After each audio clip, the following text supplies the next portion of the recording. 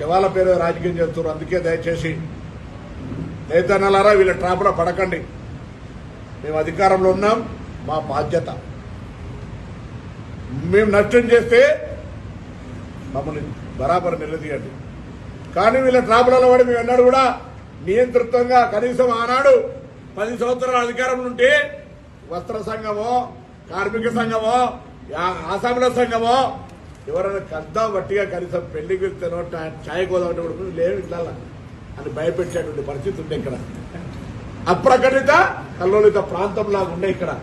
ఇలా మేము అట్లనే స్వేచ్ఛగా మీ అభిప్రాయం మాకు చెప్పండి, మేము వినడానికి సిద్ధంగా ఉన్నాం.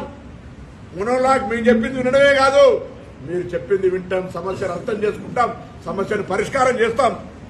అంతేగాని దయచేసి ఆ ప్రతిపక్షంలో చేసేటువంటి బ్లేమ్ గేమ్, బదనాం కుట్ర లోపల మీరు